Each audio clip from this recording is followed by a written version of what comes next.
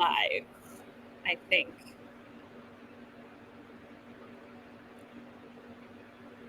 All right, give us a second, guys. Welcome. Ruby here from Real Dog. I am going to be joined No. Kay here in a second from the Feed Real movement.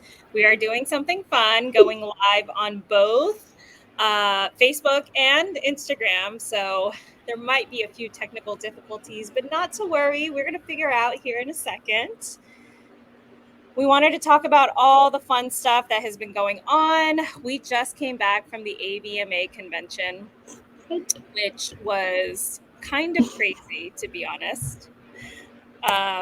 We spent 5 days in Denver really trying to talk to a bunch of veterinarians about fresh food, which, believe it or not, went a little bit better than we expected.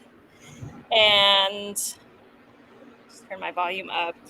One of the keys to our success was this little flyer right here, which is the science behind fresh food. And we had this card as sort of a part of our toolkit in our back pocket when people would ask about the science behind fresh food and whether or not we actually had peer-reviewed articles and studies that we referenced in our course and all of that. And that was one of the most challenging things about being at the conference. Hi, Kay. Hello. Yeah. Okay. Can you see me? I can see you, but we're the other way around. Yeah. What's going on? You probably have to put your camera up vertically. Okay. There we go. I'm always so technically challenged. All good. We have a few people joining in. If you guys are wondering how our conference went, please feel free to ask all of the questions. Hi, Val. Miss your face too. I hope all is well. The question function is really easy because it helps us bring up the questions on the screen. We are on live both on Facebook and Instagram, so forgive the dual cameras and where we're looking. Hi, Kenzie. Kenzie says, I'm so excited to hear about the AVMA conference. Were there any other vendors that were fresh food advocates besides Feed Real? There were, right, Kay? Yeah, there were two. Well, yeah, two. Instinct and Just for Dogs, right? Yeah. That's what I can think Instinct Raw. Just Food for Dogs, which I'm not a huge fan of their ingredients. The Farmer's Dog was there. They're also like a Farmer's cooked food brand. Who else was there?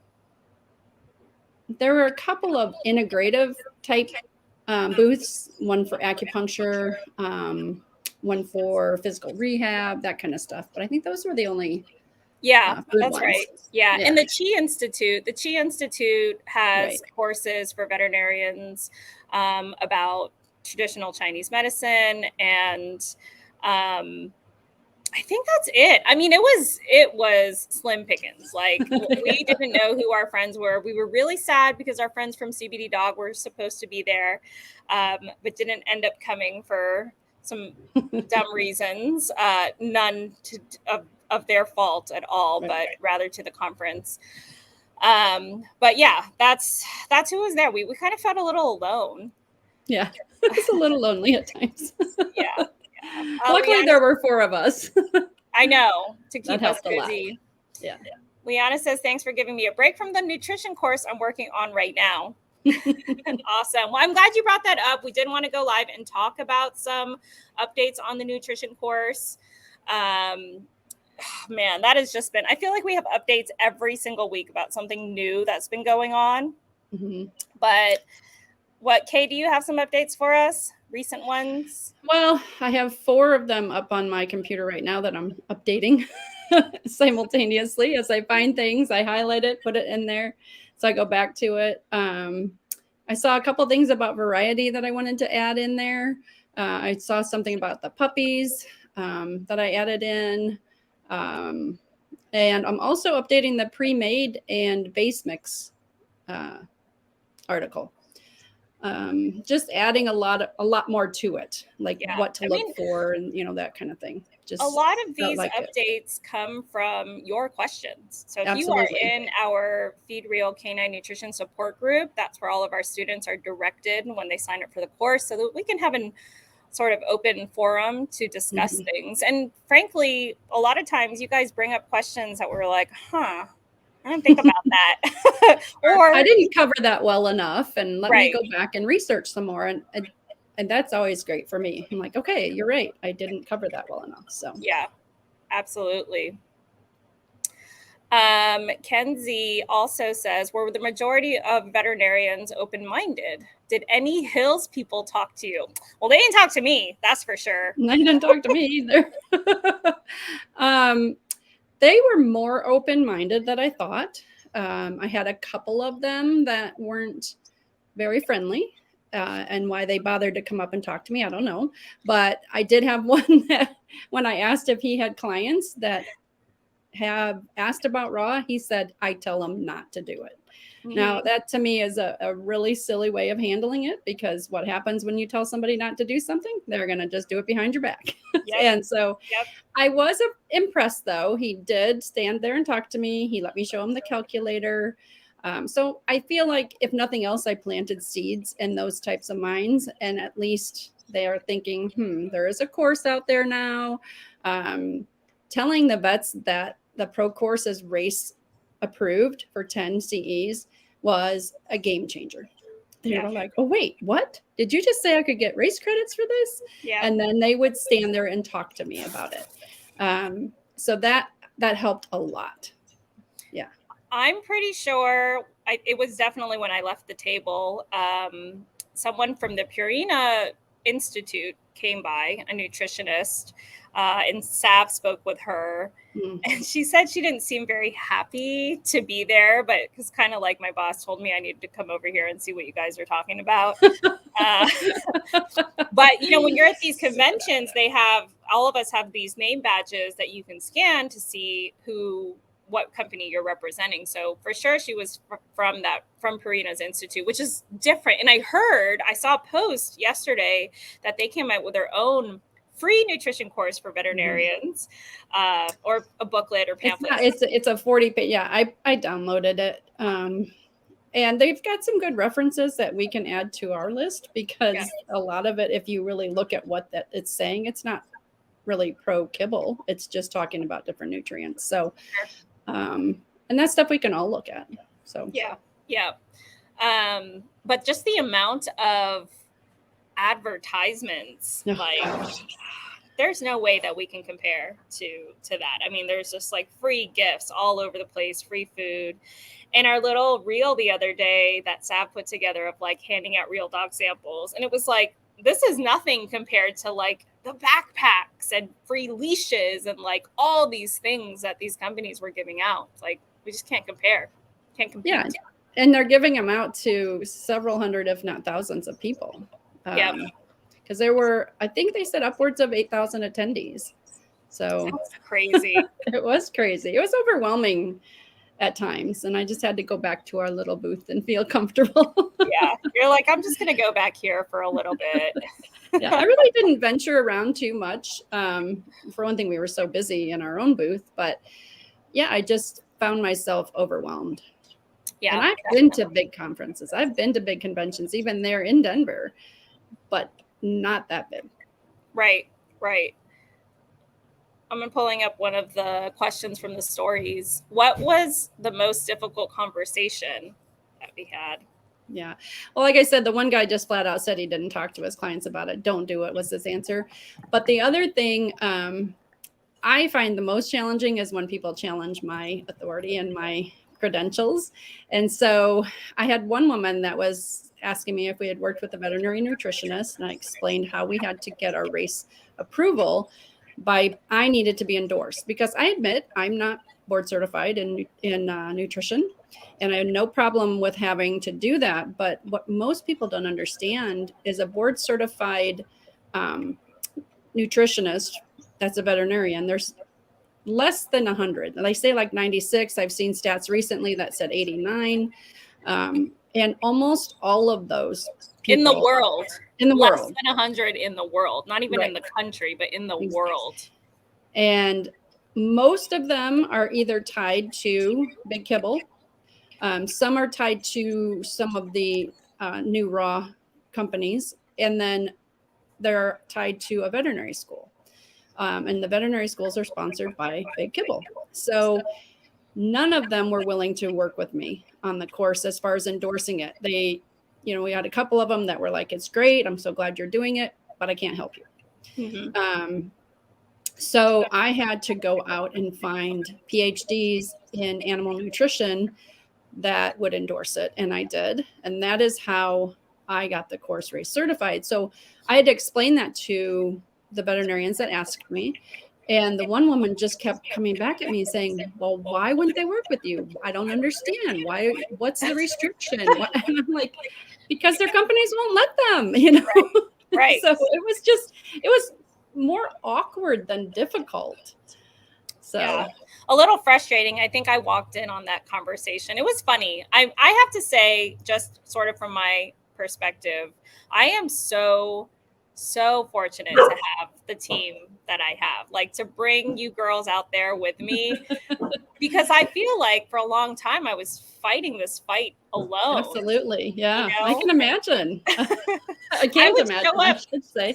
by myself to some of these things and just be like, okay, we're going to do it. And now I'm like, this is amazing. So now I feel like I'm backing you up. Like if somebody's going to say something and, you kind of, it's very intimidating. These conferences are incredibly intimidating. There's these people that have like 40 acronyms after their name and, and I don't question their intelligence, but it just can feel very overwhelming when someone's kind of rapid fire questioning and you sort of lose your footing sometimes. So I was just kind of hanging out and being like, okay, well, don't worry. I'm right here. I'm listening. But I overheard that particular conversation. And I think people often underestimate how much work it is to go against the grain, to be able to like really question something that has been the norm for so long and getting people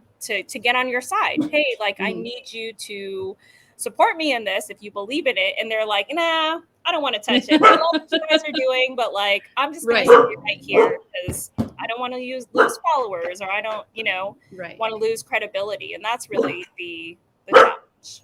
Yeah. Is that Kona? You hear Kona? Yeah. Kona, come here. She doesn't understand we're on a live. The kids are doing great, but Kona didn't get the message. No worries. No worries. I saw another question come up here. Rudy says, thank you for having these conversations, my heroes. I mean, I think really having you guys send in the questions beforehand, we put a post up that was like, how has your vet failed you? We had those written down so we could say these are actual comments from our members who feel that they're not supported. So are you gonna just tell them no? Like your kid asks you if they can, I don't know, cook something. If you leave them to do it alone, it's not going to get done right. But at some point, they got to learn how to do it. And so are you going to support them in that and sort of show them the way? Or are you just going to say, no, don't ever cook. Don't ever learn this new skill because you're just never going to do it right. It's so disempowering. And that same woman, that reminds me, that was another part of it that was so hard, is she literally said, because I showed her the calculator, I showed her how easy it can be. And she's like, I don't trust my clients to do it right. Yeah. I'm not going to have these conversations. And that was really disheartening to think that she doesn't trust her clients. She doesn't develop that rapport with her clients. I was really disappointed to hear that. Yeah, definitely. And she wasn't the only one. And I'm sure a lot of people feel that way. One of the questions in the stories is, what kind of facts about raw food were in question?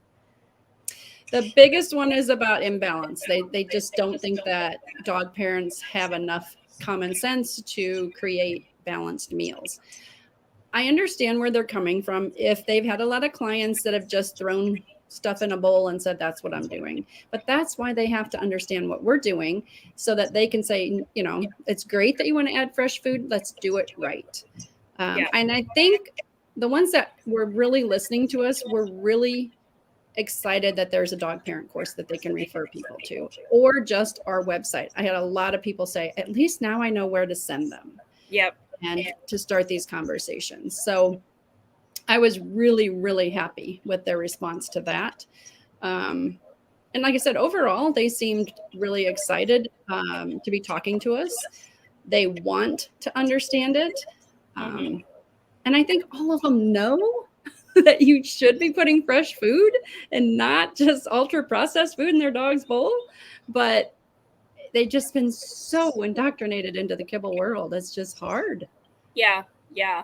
The website that I hear a lot of veterinarians reference is balanceit.com, which I've known about for a long, long time. And Right. for a second, I doubted myself because I was like, our calculator is way easier than Balanceit. And so I went back last night because I'm like, why do they keep sending them there? And I'm like, no, it's still really complex. It's so complex and it's so overwhelming. And, you know, they may end up creating one meal that works in Balanceit, and then they'll just keep doing that same one over and over and over again. And that's defeating the purpose too. So Right. that's what I told so many people, you know, that the key to balancing your dog's meals is variety. And, you know, every one of them, when I said, do you eat off a spreadsheet? Do you put your meals in on a spreadsheet? Well, no. Do you eat the same meal every day? Yep. No. You know, so, like I said, if nothing else, we planted a lot of seeds. I think so. Yeah. Were you surprised by how infrequently the topic of bacteria came up this time? Yes, because the last couple of times we've been places, that's come up repeatedly. Yeah. And this time, I only had like 3 people ask it, and it wasn't in a like you know, they just asked, "Well, how do you feel about the bacterial contamination?" Right. There was a lecture that I went to about bacterial contamination. I forgot about that. Yeah. And he was with CDC, and he started the lecture out. I thought, okay, this is going to be good, because he started it out about back in 2006 through 2008, there was this bacterial contamination in dry dog food. And he kind of went through that scenario and how they found that. And I thought, okay, he's going to be good about that. And he talked about a couple others. And then he's like, and now let's get to raw feeding. And he just slammed it. He's like, yeah, all these studies have shown this and shown that. And he was so biased against raw feeding. And I, at that point, just didn't have it in me to argue with him. I was like, no, I'm not doing it. I'm just going to do this one step at a time. After the first full day, when you're like completely exhausted, while Kay was sitting in on the CDC bacteria talk, Savannah, Jolene, and I were filming TikToks. That was really fun. Yeah, it was after day 2, so we were exhausted, and I thought, okay, I'm gonna go. I'm gonna listen to him. Yeah, it was very frustrating. So for those of you who aren't familiar with the bacteria sort of concern, of course, Salmonella, E. coli comes up often as things that might pose a risk to humans in the household who might be immunocompromised, and not necessarily for the dogs, because dogs are, generally speaking, not affected. It's cross-contamination that they're worried about. And, you know, we have a good article about that in the course. And then that card that Ruby showed you at the beginning, there's 2 or 3 really good articles about that. There's a study done in Sweden, 17,000 households, and 3 households were attributing it to having a salmonella outbreak from their dog's raw food. 3 out of 17,000. That's 99.96% were safe. Wow. And then it was like, I know one stat said 8,000 times that during the same time period is how many people were sick from salmonella from dry dog food. And so, of course, he didn't bring, any of that kind of stuff up. And that's why we put together that website where the science behind fresh food, because they can go to that. So I made it as easy as possible. They hit that QR code, they can go and read the summary, but it also links to the original article. Yep. And I think that was impressive to people that we went to that trouble. And I said, I've summarized it for you, but the link is there for you to look at the whole study. So I think having prepared all of that, having the course race certified, having, all these things that we've done, we really put them up, against the wall, saying they really couldn't come at us for the most part, Right. Agreed. So. And from a food manufacturing perspective, there's a zero tolerance policy when it comes to any sort of pathogenic bacteria found in raw food, which essentially means that if for whatever reason the FDA gets a hold and does a random sample of your product, you have to issue a recall, which for a lot of small companies can be devastating. It really can. And it's unfortunate because grocery store meat, the FDA allows grocery stores to have chicken 20%. To have up to 25% of salmonella, like the pathogenic. And just, I'm going to get really nerdy here in a second, but not all bacteria is pathogenic, right? Some of it's good bacteria. We call those probiotics. And so it's just makes it very, very difficult for smaller companies to survive when there's this zero tolerance for something that is natural. It is in our natural environment. But whatever, the CDC is going to say what they're going to say. What are you going to do about it? I got another question from Facebook, which is, did anyone tell you that raw food isn't balanced? What did the conversation look like? So I didn't read that before I put it up. So yes, we had that conversation quite a bit. And mainly we talked to them again, asking them if they ate off a spreadsheet. We talked about balance over time, how critical it was to vary up the type of proteins you're giving, because every nutrient has its own nutrient profile. And when you addressed those ways, they seem to be like quieted. Like they're like, okay, now what do I ask? So it was just we were very non-confrontational. We were just putting out the facts, and we had all the science behind us. And like I said, having the course race approved showed that it was pertinent to the veterinary field, and that it was relevant, and that I had gone through everything it took to get it race approved. So those conversations, yes, they asked them, but they weren't confrontational. It was more of a conversation. Yeah. Well, I don't know about you, but I got like spicier as the day went on. Yeah, of course. So when someone would be like, well, is it balanced? Is it complete balance? I'd be like, what does that mean? Yeah. They're like, and I'm like, no, what does that mean? Like, you're just saying these words that you don't know. Like, ask me or tell me, what you mean by that. Yeah. And so I would sort of try to throw the question back, because I feel like they're just sort of parroting what they were told was the actual argument, which is, oh, it's not balanced. And we kept going back to that calculator and talking about the components of nutrition. It's not actually food that you're feeding. They're nutrients in that food. That's what you need to be looking at. One of the things, before I forget, that was so encouraging is there were a lot of vet students there. So these students are still learning, and we would ask them what their nutrition course looked like. A couple of them were like, what nutrition course? Or, it was like biochemistry all over again, So to be able to talk to them before they're fully indoctrinated into kibble is always, I love that. I love talking to them and seeing those light bulbs click on and be like, this makes sense. Why aren't they telling us this? Why aren't they teaching us this? So we had quite a few of the vet students there.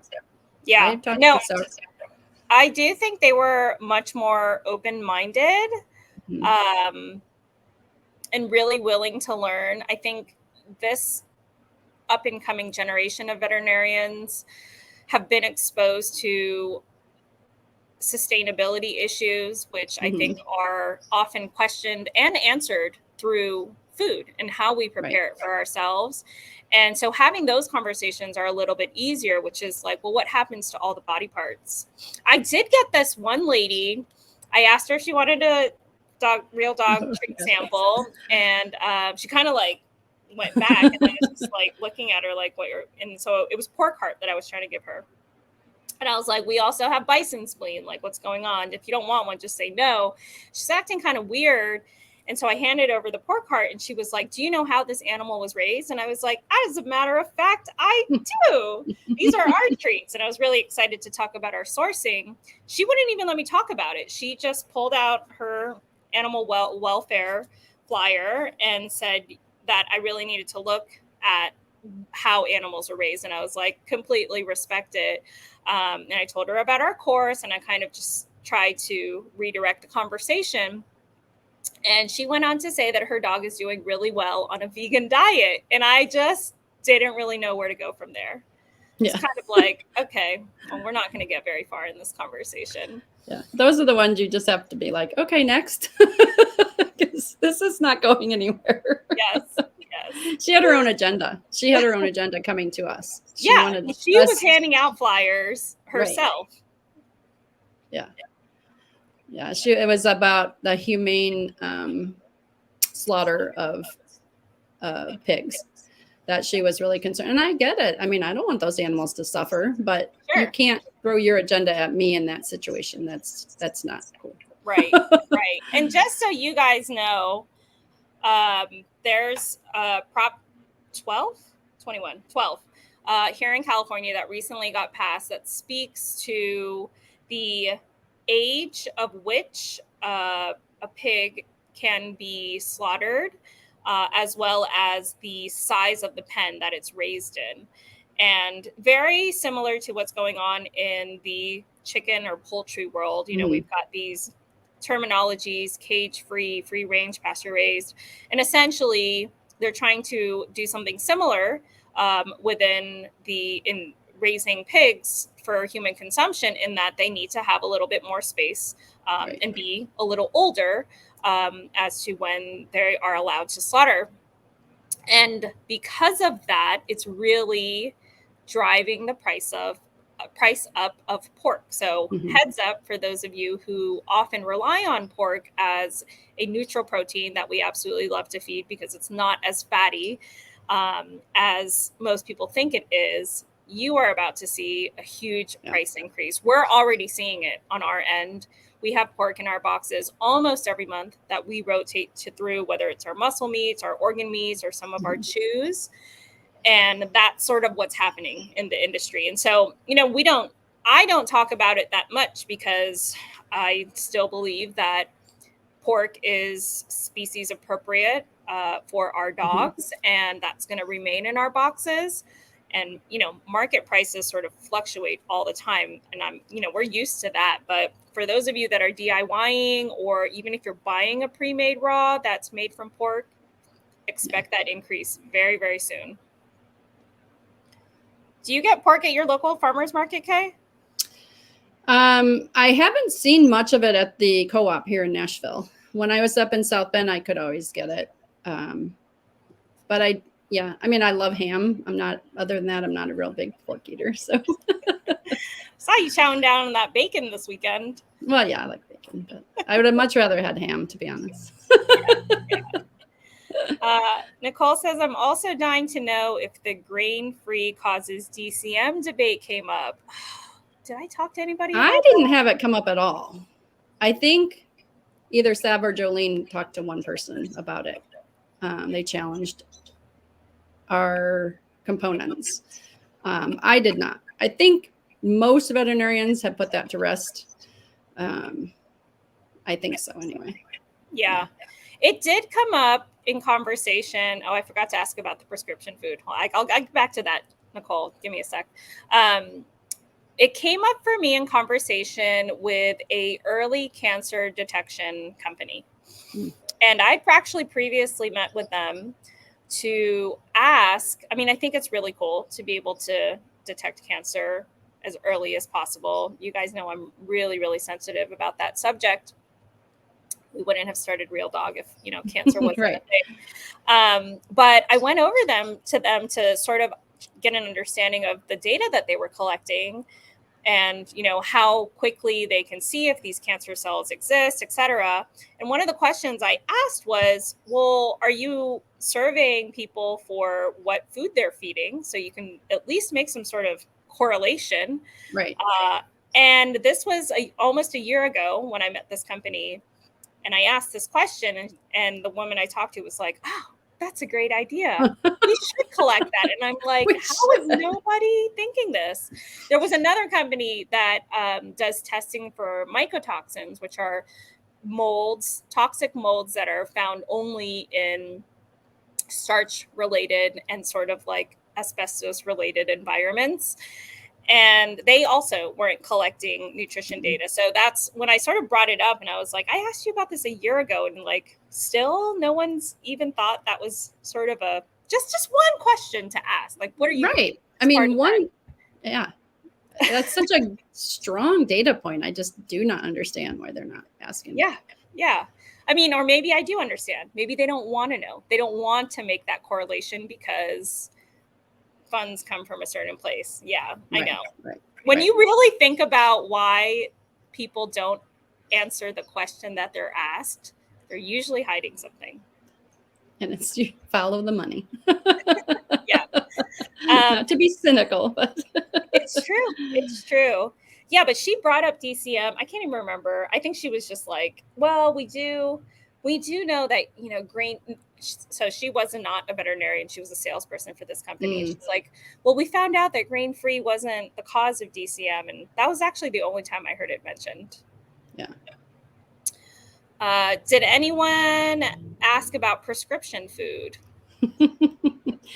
We had a lot of conversations that kind of tangentially touched on that. A lot of people asked me if I had in the course how to deal with different diseases, which is what prescription diets are for. And the answer to that is no. We didn't get that specific because the course was long enough as it was, and you have to get through all the general things. We hope to be getting mini courses out there over the next 6 to 12 months, whatever our time frame is. And that will help people. But we do have a lot on our website that makes suggestions about how you can alter the whole food diets in response to specific disease processes. So my conversations about the prescription diet, I said, what you really need to do is really look at those ingredients. How much different are they? And, why did they make those changes? What is the reason for it? Because I don't think anybody knows. They don't ask. They just feed them. And most of them are garbage.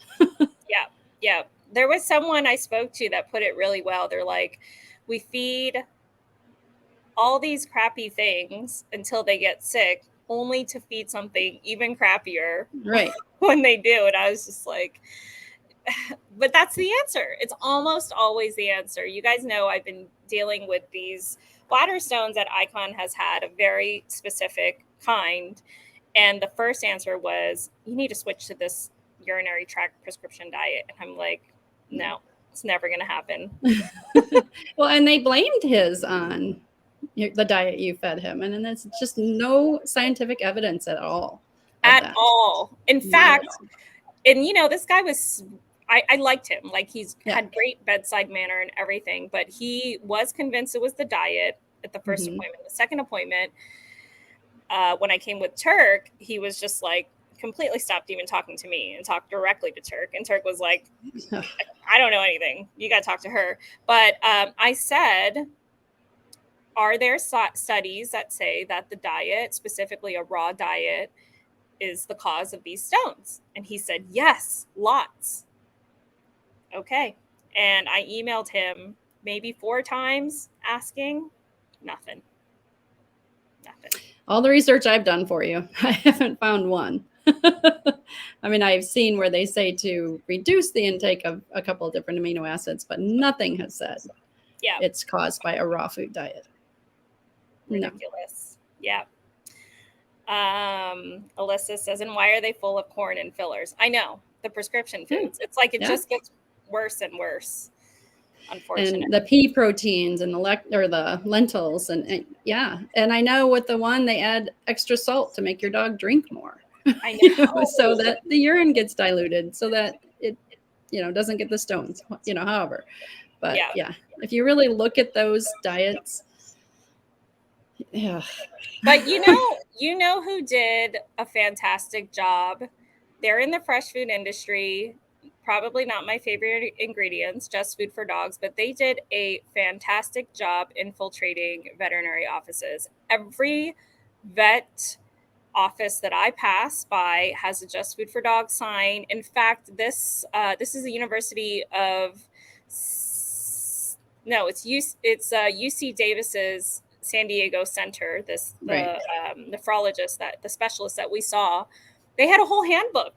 Just Food for Dogs for kidney disease, Just Food for Dogs for pancreatitis, and they really were able to, so even though I'm not a huge fan of rice and pasta and some of their foods, I think they are at least opening the door to more to fresher options. I agree. Yeah. Someone says OMG, probably at the rice and pasta if you haven't seen it already. Yeah. So, Kenzie did have a question. I saw her bring that up earlier. Where did it go? It was about bones. Did anyone question bones for dental health or just in general about bones? I feel like the majority of vets always say no bones, do greenies instead. Greenies everywhere. 2 tables down from us, they had some really nasty treats that were similar to greenies, but we were looking at the ingredients. It's like, ugh, this is disgusting. And they were free. They were just giving them out free. Yeah.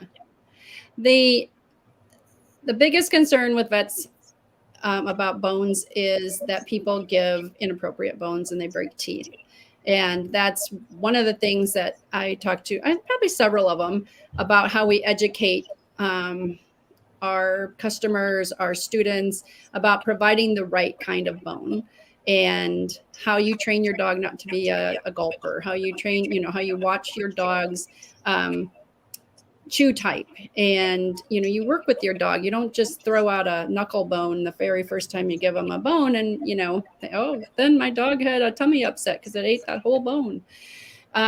So, I think talking to them, educating them about how we educate our customers and how we have it in our courses, most of them were pretty positive about the oral health issues. Yeah. Someone you were talking to who I believe to be a bit defensive at first when it came to talking about raw and fresh food. And he was like, well, what's your calcium source?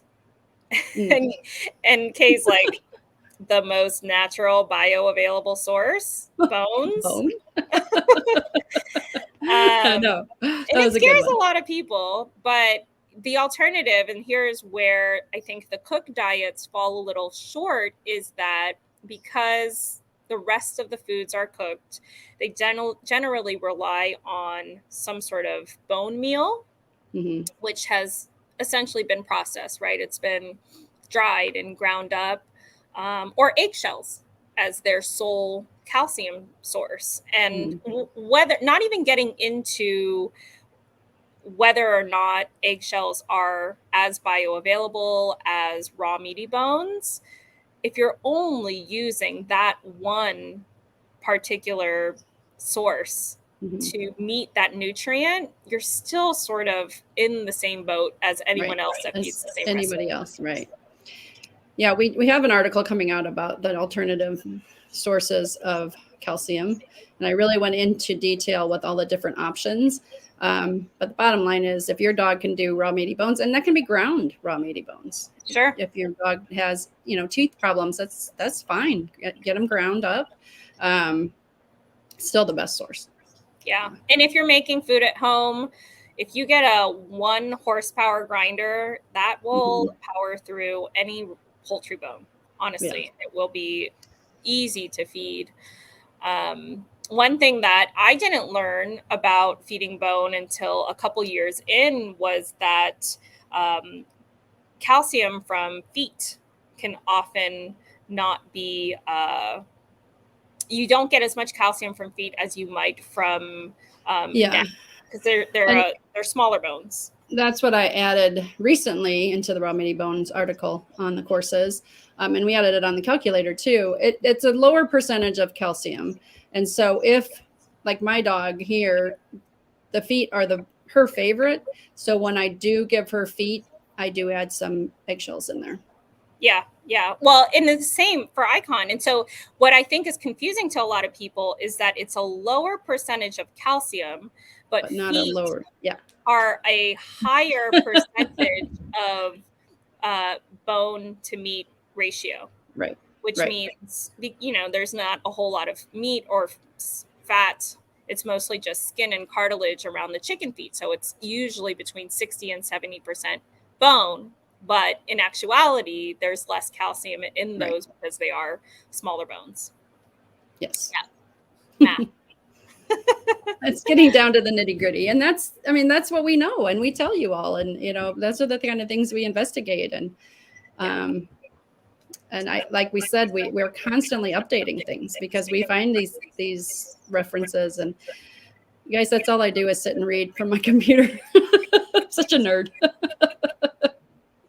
It's not a bad quality to have. No. Yeah.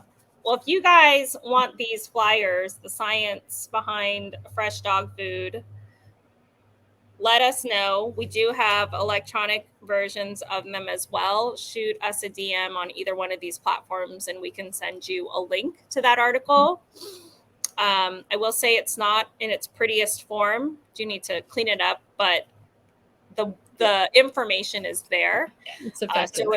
Yes. And if you have maybe not a veterinarian, like a friend that's just sort of asking you, well, how do you know that? Like, how do you know that, dogs are actually absorbing more nutrients from food in its fresh state rather than its processed state? Boom. All of the links and studies are right there. So shoot us a DM if you want a copy or a flyer or a link to that article. Let's see if I have any other questions. Kenzie says, we'd love some at Healthy Pet to give to customers. Okay. Excellent. I will be making a note. I will give it to Sav to send with your next order. If you guys are up in the Eugene, Oregon area, make sure you go and check out Healthy Pet, because not only do they carry our treats and chews, they're also very, very well versed in dog nutrition. That's I think that's really important for people who aren't, in this online world, to be able to go in physically to their local pet store and ask these kinds of questions and get that guidance. Love what you guys are doing there. And then last but not least, let's talk about the summit. Oh my gosh, do I have any updates? I'm so excited about it. We are getting prepared to release a special pre-sale for our members first.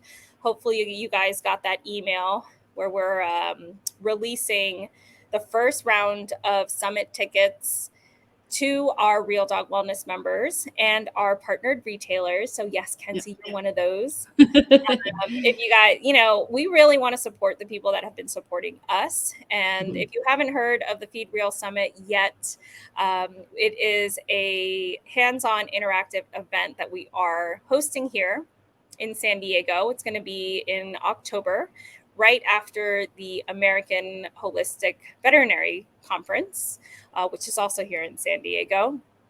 And so we've got an amazing lineup of speakers, including Rodney Habib, who a lot of you guys know from the Forever Dog. I think I've got my book right over here. One of two authors of the Forever Dog is going to be speaking at the summit. You guys don't follow Rodney or Dr. Karen Becker, they are amazing. They have been in this game for a long, long time and really affecting more change than anyone else I know. So Rodney's going to be coming. We've got Dr. Ruth Roberts, Angela Ardolino from CBD Dog, and Amy Renz from Goodness Gracious. So it's sort of a wide range of fresh food, not just raw, not just gently cooked. We've got Solutions Pet as one of our sponsors. They do fermented raw. They're going to be out here and available to answer any questions you guys have about fermented foods. I have a lot of questions. Me too. But we are finalizing the details for ticket sales, as well as a venue and a hotel block that we're going to have for those of you that are going to be joining us from out of town. So make sure, you guys keep your notifications on and stay tuned for more info on that. It's coming very, very soon. It's actually all I'm working on. Yeah, it's going to come up very quickly. It's Yep. going to be, really, really busy, but Yep. it's going to be really exciting. Having those people in the same room and having those different vendors, we're going to have a great time. Yeah. So excited. And the VIP ticket does include a hands-on workshop that Kay will be teaching. Very similar to what we do on our online workshops. And for those of you who are enrolled in the CPCN course, the Professional Canine Nutritionist course, a required component of completing that and getting your certificate is participating in the workshop. And you can do that here live in person if you are attending the Feed Real Summit and you get the VIP tickets. And those meals that we prepare are going to be donated to the Humane Society. Yep. When we're done. Yep. I'm excited for that. We were able to partner with the San Diego Humane Society, which I'll just tell you why this is a huge feat. I've been trying to donate to so many organizations for the last 8 years. None of them want my food because they have exclusivity agreements with these different kibble companies. And the kibble companies will say, you can't take food from any other company, which is awful because I don't want anything back. I just have some extras that I want to give to dogs that they're rehoming or whatever. Anyway, we were able to foster a very, very important relationship with them, which allows us to donate directly to the San Diego Humane Society's Behavioral Training Center, which is for dogs who need a little more work before they're rehomed and they need a high value treat. So we're going to take those meals that you guys make at the workshop, grind them into meatballs, and donate them to the San Diego. That's so awesome because those are such high value treats for training. And we've heard that from a lot of people. We're getting a little bit more involved in the training world, and so many people have said that to me. And I've used them for my little dog here, although she's not real picky, but they are. She'll take anything. I tell you that elk shoulder, that's a great training treat. Yeah, she'll jump off a cliff for that one. Elk shoulder, the bison lung, I think are some of Icon's favorites. Yeah. Now Brooklyn says, interesting. They will take fresh food. So it's not going to be fresh. We're going to bring them back to the kitchen and grind them into meatballs. And we're also doing tours of our kitchen for anyone that wants to come from the summit. Gucho's Tales. Can we join online for those internationally? Probably not. We really want this to be an intimate and interactive event. And while we may take some video of the speakers, I think hosting a virtual summit just wouldn't do it justice, being able to, touch and feel some of the exhibits that we're going to have and, be up and close in person with a lot of people. It's hard to have a camera in their face while they're doing that. So unfortunately not, but if this is as successful as we hope it will be, we will likely make this an annual event and maybe you can come next year. She says, then you have to come to Dubai. I would love to come to Dubai to do that Feed Real Summit. Hey, I've got the passport now. You do. All right. I think we answered all the questions. Hopefully that was a fun little update. We loved going to the AVMA. We loved representing you guys and relaying a lot of your questions and concerns. And hopefully we did plant those seeds as Kay said, and Mhm. they'll start coming around. We'll get some course signups, and next thing you know, you'll be in the workshop with your vet, next door. That would be awesome. One vet at a time. That's all I can do. One vet at a time. Little Lizard, is it possible the summit event will travel to other locations in the future? I'm down for that. Yeah. Yeah, I think we could. San Diego's beautiful, though. I promise you, you'll come here and In you'll never want to October. leave. Oh my gosh, it's gonna be awesome. It is. All right, guys. Thank you so much for tuning in. Hopefully, the Facebook and Instagram thing worked technologically and you were able to hear us clearly. We'll catch you next time. Thanks, Kay. Thank you. Bye. Bye.